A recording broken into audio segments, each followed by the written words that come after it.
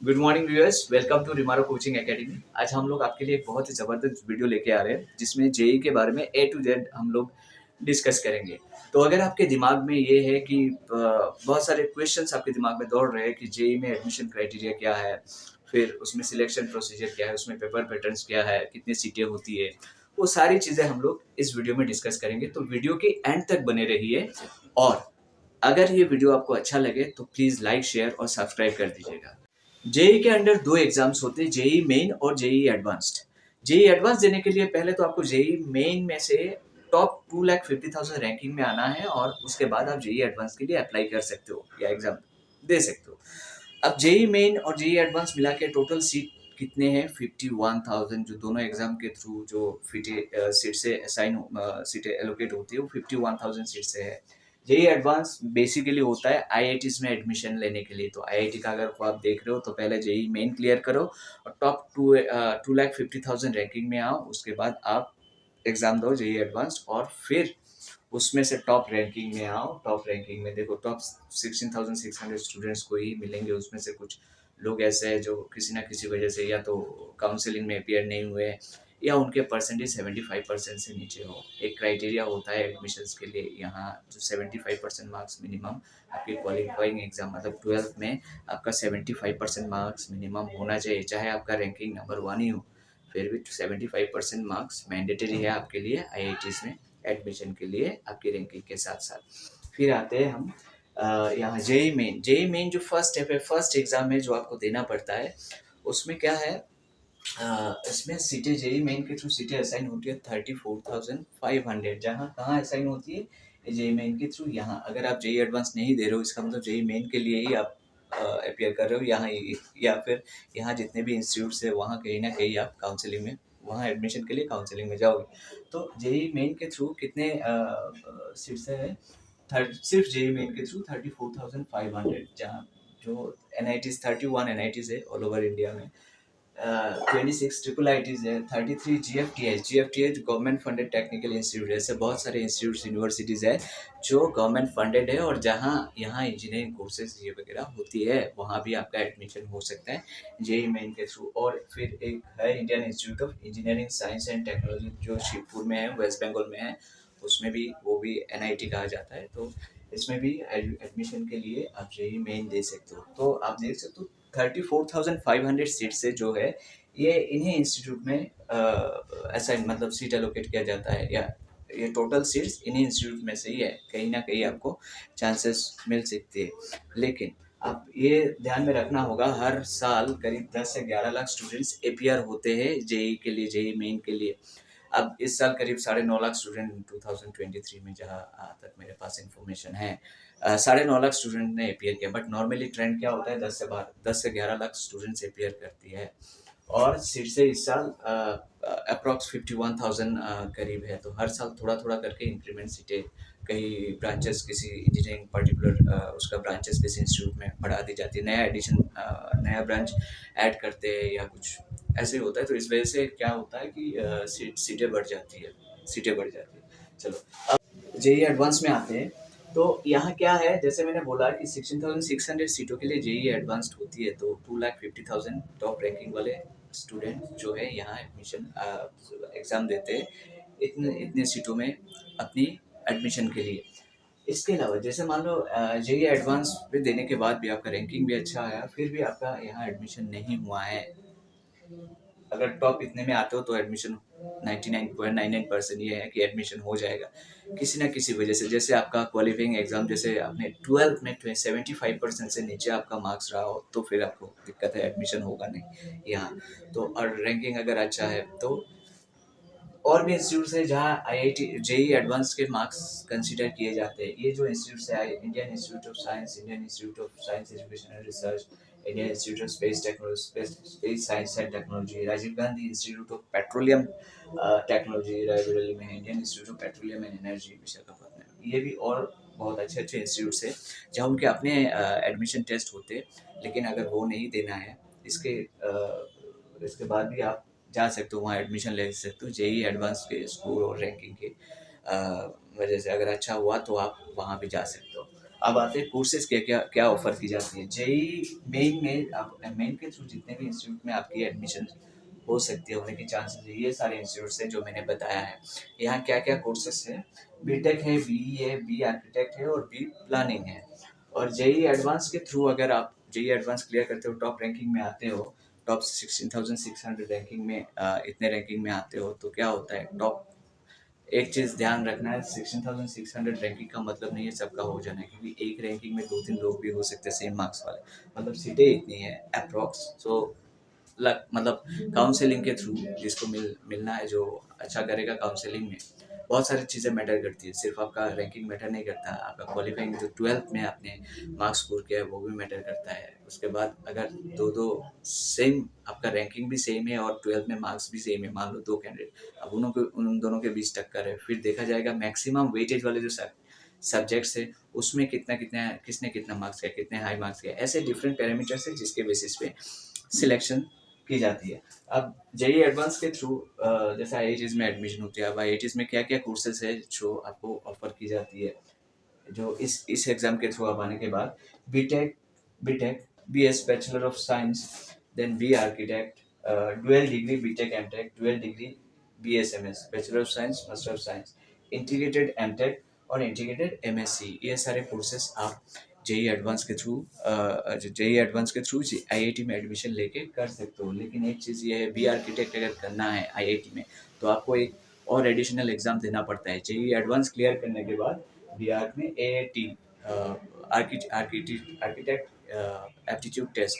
अब हम डिस्कस करते हैं एग्जाम सेशंस के बारे में। एग्जाम कितने बार एग्जाम्स होते हैं पूरे साल में, तो जेई मेंस का एग्जाम 2 बार होता है, 2 सेशन में होता है, जनवरी सेशन और अप्रैल सेशन। जनवरी सेशन के लिए रजिस्ट्रेशन स्टार्ट होता है 15 दिसंबर से, रजिस्ट्रेशन होता है 12 जनवरी तक। उसके बाद एग्जाम होता है, रजिस्ट्रेशन में रजिस्ट्रेशन करो, फॉर्म फिलअप करो, ये सब ये डेट होता है। फिर एग्जाम शुरू होता है 24 से लेकर 31 तक और February 1 ये। फिर आपका रिजल्ट आउट हो जाता है Feb 6, जो पेपर 1 का रिजल्ट है वो Feb 6, तो पेपर 2 का है Feb 20। अब जो हम एग्जाम देते हैं ना जेई का एग्जाम्स, उसमें मेंस में 2 पेपर्स होते हैं, पेपर 1 पेपर 2, और पेपर 2 में भी 2 होते हैं, 2A एंड 2B। वो हम डिस्कस करेंगे पेपर्स के बारे में नेक्स्ट पार्ट में। अब जो है अप्रैल सेशन में क्या है, रजिस्ट्रेशन डेट आप देख सकते हो 15 फेब से लेकर 12 मार्च तक है। एग्जाम हो जाता है अप्रैल 6 से 15 के बीच, रिजल्ट हो जाता है अप्रैल 25 से 30 के बीच। अब एक चीज़ गौर करने वाली बात यह है, जैसे अप्रैल से दोनों सेशन में आप एग्जाम दे सकते हो, कोई प्रॉब्लम नहीं। फर्स्ट सेशन में अगर आपका एग्जाम अच्छा नहीं हुआ, क्योंकि ये नॉर्मली बोर्ड एग्जाम से पहले होता है, तो हर कोई बोर्ड एग्जाम के लिए बिजी रहता है, तो हो सकता है अच्छा ना हुआ हो, तो फिर आप सेकेंड सेशन में, ये अप्रैल वाला सेशन में आप एग्जाम दे सकते हो। आप दोनों भी देते हो तो कोई दिक्कत नहीं, दोनों में से जिसका मार्क बेटर होगा, जिस एग्जाम में बेटर मार्क्स स्कोर करोगे, उसी का ही रैंकिंग, उसी का मार्क्स ही कंसिडर किया जाएगा नेक्स्ट स्टेप के लिए। अब आते हैं उसके बाद टू, ये दोनों होने के बाद सेशन 1 सेशन 2 होने के बाद, जेई मेंस के एग्जाम्स होने के बाद क्या होता है, कट ऑफ मार्क्स निकाला जाता है। कट ऑफ मार्क्स जो कट ऑफ मार्क्स है वो अराउंड, जैसे मैंने बोला था पहले, 2 लाख, टॉप 2,50,000 रैंकिंग वाले स्टूडेंट्स को जेई एडवांस के लिए चांस दिया जाता है एग्ज़ाम अपेयर करने के लिए। तो इसमें से 2,50,000 स्टूडेंट सिलेक्शन के लिए कट ऑफ मार्क्स निकाला जाता है, जो दोनों एग्जाम के बाद निकाला जाता है। ठीक है, उसके बाद आप क्या कर सकते हो, जेई एडवांस के लिए रजिस्ट्रेशन स्टार्ट कर सकते हो। और रजिस्ट्रेशन डेट है जेई एडवांस के लिए, रजिस्ट्रेशन 30 अप्रैल से 5 मई तक। ये मतलब जो स्टैंडर्ड जो अभी चलता हुआ आ रहा है वही है, थोड़ा बहुत इधर उधर डेट हो सकते हैं नेक्स्ट ईयर के लिए। अब एग्ज़ाम जो है इसका एग्ज़ाम 4 जून को हो जाता है, रिजल्ट आउट हो जाता है 18 जून। आप देख सकते हो बैक टू बैक एग्ज़ाम्स होते हैं। अब सेशन 1 देख लो, रिजल्ट 26 और 28, ये दोनों डेट को अलग अलग पेपर से एग्जाम्स रिजल्ट आउट होते हैं। उसके बाद ही ये देखो रजिस्ट्रेशन अप्रैल सेशन 2 के लिए 15 फेब से रजिस्ट्रेशन शुरू हो जाता है। फिर यहाँ देखो रिजल्ट, सेशन 2 के रिजल्ट 25 से 30 के बीच अप्रैल में आउट होता है, और फिर देखो 30 अप्रैल से ही शुरू हो जाता है रजिस्ट्रेशन जेई एडवांस के लिए। मतलब बैक टू बैक एग्जाम रहता है, बैक टू बैक मतलब कोई चांस बहुत फास्ट होता है ये चीज़ें। और जेई एडवांस का रिजल्ट आउट होता है 18 जून। 18 जून के बाद फिर 18 और 19 जून रजिस्ट्रेशन शुरू होता है, किसके लिए, एआईटी जो आर्किटेक्चर एप्टीट्यूड टेस्ट है। अगर बी आर्क आपको करना है आईआईटी से तो ये टेस्ट देना होगा। तो इसका मतलब ये है कि आईआईटी में बीआर करने के लिए आपको 3 एग्जाम देने होते हैं, जेईई मेन, जेईई एडवांस और ये एएटी। बाकी आईआईटी में एडमिशन के लिए आपको जेईई मेन और जेईई एडवांस ये दोनों देना पड़ता है। अब हम डिस्कस करते हैं कि exam pattern, paper pattern, exam में पेपर पैटर्न कैसे होता है। पेपर देखा जाए, अब पहले तो आपको डिसाइड कर लेना है कि आपको क्या बीटेक करना है, बी करना है या फिर बी आर्ट करना है, बी प्लानिंग करना है। जो करना है आपको उसके अकॉर्डिंग आपको फॉर्म फिलअप करना पड़ेगा। अगर आप चारों में ही एडमिशन इंटरेस्टेड हो तो चारों आप सिलेक्ट कर सकते हो फॉर्म भरते वक्त। और अगर सिर्फ आपको बीटेक देना है तो सिर्फ पेपर 1 ही है टिक करो और बाकी सब टिक मत करो। अब पेपर 1 में ज़रूरी नहीं है सब देना है, जो आपको जिस फील्ड में आपको जाना है, जो आप जिसमें आप इंटरेस्टेड हो बस उसी को ही सिलेक्ट करो और उसी का ही एग्ज़ाम दो। अब जो है पेपर 1 में क्या है, ये फिजिक्स केमिस्ट्री मैथ्स के बेसिस पे एग्जाम क्वेश्चंस आते हैं। 30 क्वेश्चंस आते हैं हर सेक्शन से, हर सब्जेक्ट से। 30 में से भी 2 सेक्शन है, 20 और 10 का। 20 वाले जो है ना ये एमसीक्यूज होते हैं, उसमें से आपको आंसर सिलेक्ट करने होते हैं। और 10 वाले जो है ना वो एमसीक्यूज नहीं होते, उसमें क्वेश्चंस होता है और जो जिसका आपको न्यूमेरिकल वैल्यू लिखनी होती है कैलकुलेट करके या यस कैलकुलेट। तो इसमें जो है या शॉर्ट में आंसर्स लिखने होते हैं। अब इसमें से 10 में से आउट ऑफ 10 सिर्फ 5 आपको आंसर करने हैं। तो इन टोटल 75 25 25 25 क्वेश्चंस, मतलब 75 क्वेश्चंस आंसर करने हैं और इसके लिए मार्क्स मिलेंगे 300 पर क्वेश्चन। अगर अच्छा करेक्ट आंसर देते हो तो आपको 4 मार्क्स मिलेंगे। अगर गलत आंसर देते हो आपका 1 मार्क डिडक्ट होगा हर किसी रॉन्ग आंसर के लिए। अब आते हैं पेपर 2A बी आर्किटेक्चर के लिए होता है। अगर आर्किटेक्चर में इस फील्ड में आप इंटरेस्टेड हो तो बी आपको देना ही पड़ेगा एग्जाम, बाकी आप नहीं दे सकते, ये देना पड़ेगा। इसमें क्या है, एप्टीट्यूड टेस्ट होता है, 50 मार्क्स का एमसीक्यूज आते हैं एप्टीट्यूड के ऊपर। फिर ड्राइंग जो पेन पेपर बेस्ड एग्जाम है। देखो वैसे तो ये सारा ही कंप्यूटर बेस्ड एग्जाम है, लेकिन ये जो है ये ड्राइंग वाला जो है आर्किटेक्ट एंट्रेंस में, तो इसमें आपको पेन पेपर बेस्ड होता है। पेन पेपर में आपको ड्राइंग वगैरह करनी होती है। ड्राइंग के बेसिस इसमें इस कैटेगरी में आपके 2 क्वेश्चंस आएंगे और 2 50 मार्क्स के क्वेश्चंस होंगे, 50 मार्क्स के क्वेश्चन। तो इसी में से ही आपको 100 मार्क्स के क्वेश्चंस आएंगे। मैथ्स सेम वैसे ही है। मैथ्स जो सेक्शन है, सेक्शन बी, सेक्शन ए में 20 एमसीक्यू, सेक्शन बी में 10, जिसमें से 5 आपको आंसर करने हैं। ये एमसीक्यू रहेगा और ये नहीं है, इसमें सिर्फ न्यूमेरिकल वैल्यू आपको लिखना होता है। अब ये जो टोटल मार्क्स है इसमें आप देखोगे, इसमें टोटल मार्क्स है 400 मार्क्स आपका इसमें आता है, 400 मार्क्स टोटल। और क्वेश्चंस कितने आंसर करने हैं, 50 एंड 2 52 और 25 कितना हो गया, 50 एंड 25 75 77 क्वेश्चंस आपको आंसर्स करने हैं। 82 क्वेश्चंस आते हैं जिसमें से 77 क्वेश्चंस आपको आंसर करने होते हैं। इसमें 90 क्वेश्चंस आते हैं जिसमें से आपको 75 क्वेश्चंस आंसर करने होते हैं। अब यहाँ देखो, यहाँ क्या है कि बी प्लानिंग के लिए पेपर 2 भी होता है। बी प्लानिंग करना है तो इन सब में आपको प्रिपरेशन लेना पड़ेगा। एप्टीट्यूड, प्लानिंग एंड मैथ्स, ये क्वेश्चंस किस पैटर्न में आता है।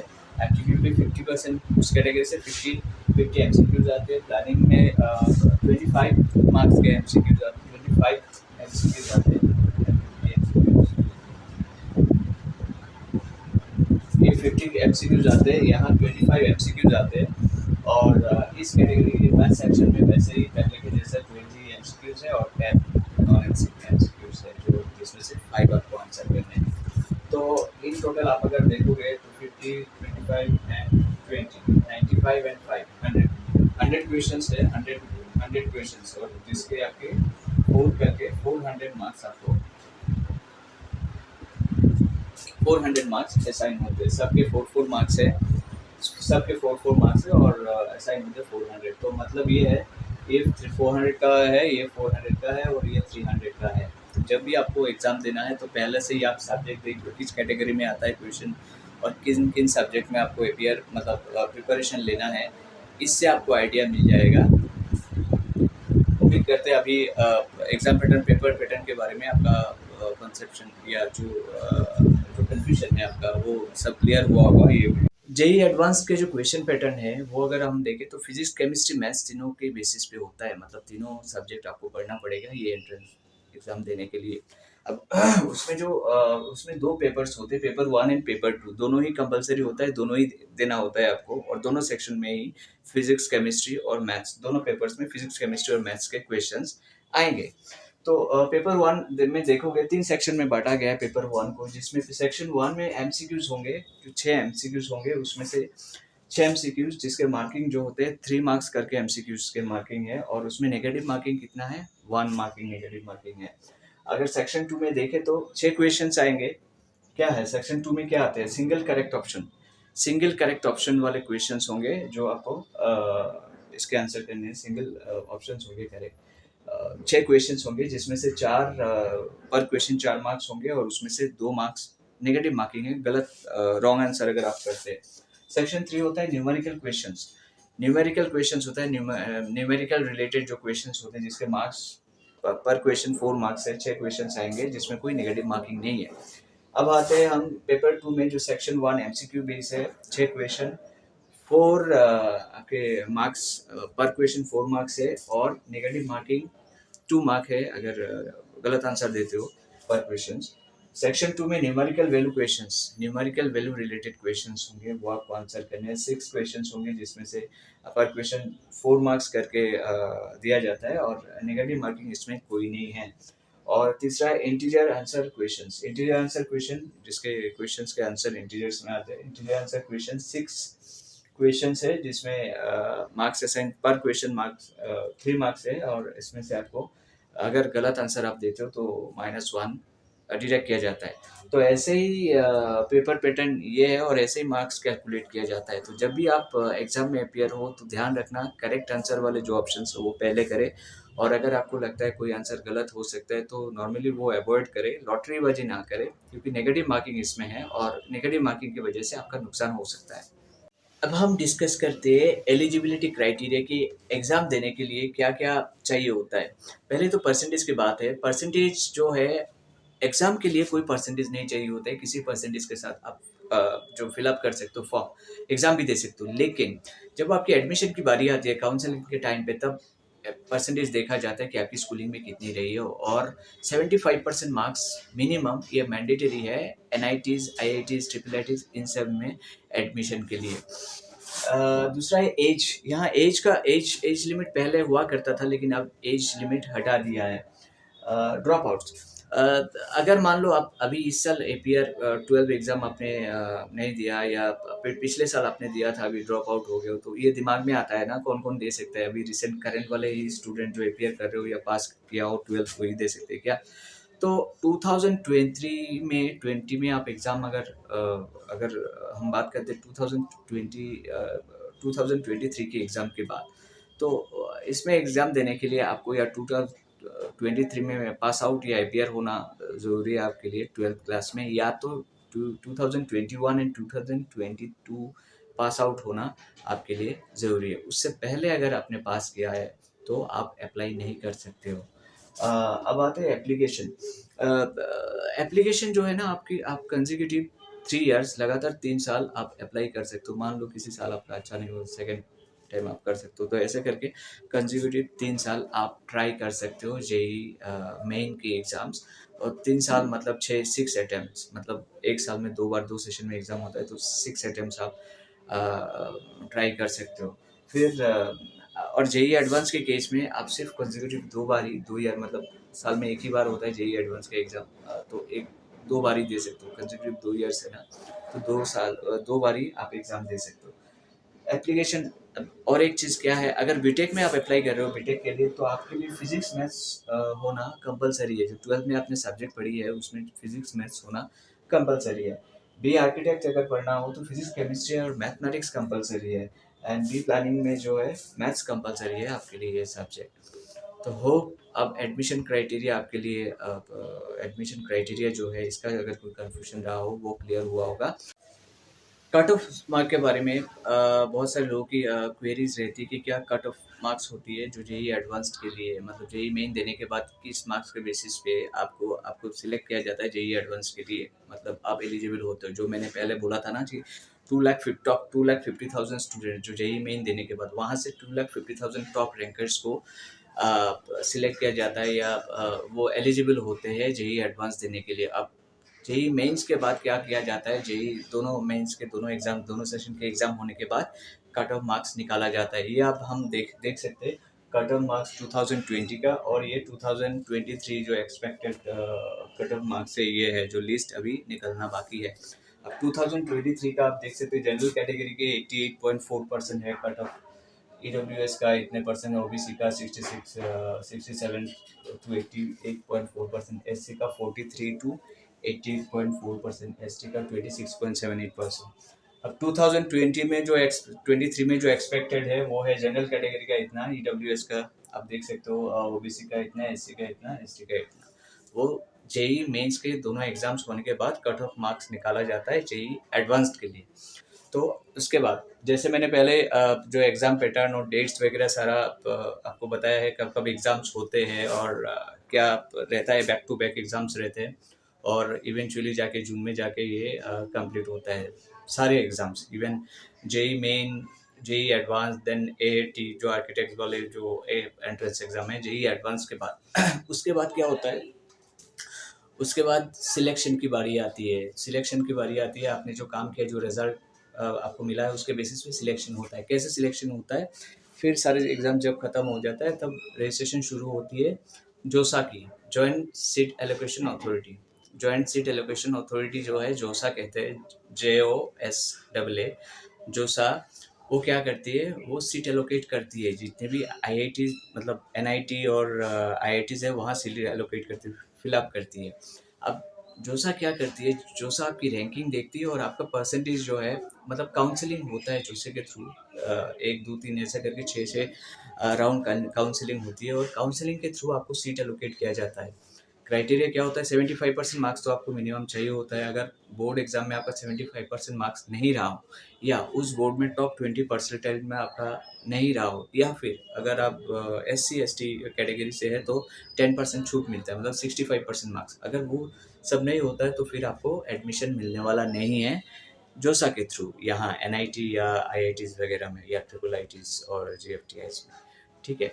अब क्या है, फिर आप क्या करेंगे, अगर मान लो आपका रैंकिंग अच्छा है लेकिन बोर्ड एग्जाम्स के रिजल्ट की वजह से परसेंटेज खराब है, इसलिए यहाँ मिला नहीं, तो आप क्या कर सकते हो, जैसे ये 6 राउंड खत्म हो जाता है उसके बाद जोसा ना डोर क्लोज कर लेती है, मतलब सीट एलोकेशन जोसा के एंड से हो जाता है। फिर जो रिमेनिंग सीटें हैं, जोसा क्या करती है, सी सब जो सेंट्रल सीट एलोकेशन बोर्ड है उसको ट्रांसफ़र कर देती है कि ये जो बाकी बचा सीट्स है वो आप फिल अप करो। फिर सी सब क्या करती है, जो पेंडिंग सीट्स है, जो वैकेंट सीटें हैं वो फिल अप करती है। तब क्या होता है, फिर से काउंसलिंग शुरू होता है, और वहाँ क्या होता है, एक चांसेस होता है कि जो खाली सीटें रहती है, मान लो 75% वाले स्टूडेंट्स नहीं हो, तो तब क्या होता है, उससे कम वाले जो परसेंटेज वाले जो स्टूडेंट्स हैं, मतलब बोर्ड एग्जाम में आपका कम मार्क्स आया लेकिन आपका रैंकिंग जो जेई एडवांस्ड या जेई मेन में आपने जो जेई मेन में जो आपने एग्ज़ाम दिया है, जो रिजल्ट आया हुआ है, उसके बेसिस पे रैंकिंग की वजह से आपका यहाँ सी सब के थ्रू आपको एडमिशन मिल सकता है। अगर ये सीटें खाली रही और 75% वाले कैंडिडेट्स नहीं हों, तो फिर आपको मिलने का चांसेस है। तो एक ही चांसेस है, सीसब के थ्रू आप मिल सकते हैं। इसलिए जब जोसा के थ्रू जोसा में काउंसलिंग के बाद अगर आपका होता नहीं है तो निराश मत होना, आप सीसब में फिर उसके बाद सीसब में आप अप्लाई करो। हो सकता है कि वैसे स्टूडेंट ना हो, 75% वाले स्टूडेंट्स अवेलेबल ना हो और आपका रैंकिंग अच्छा हो, मार्क्स कम हो, लेकिन फिर भी आपको चांसेस मिल जाए यहाँ सीसब में। तो होप ये सारा देखने के बाद आपकी दिमाग में अगर कोई क्वेरी फिर भी अगर रहता है तो आप हमें मेल कर सकते हैं, या तो आप कमेंट बॉक्स में जाके अपना मैसेज टाइप कर सकते हैं, या मेल आईडी दे सकते हैं क्वेश्चंस के साथ। हम अपने एंड से आपको, हमारे एंड से आपको उसका जवाब मिल जाएगा। और नेक्स्ट एक और नया वीडियो हम लेके आ रहे हैं नीट के बारे में, जो नीट के बारे में टोटल A to Z जानकारी आपको मिलेगी। ये वीडियो अगर अच्छा लगे तो लाइक, शेयर और सब्सक्राइब जरूर कर दीजिए।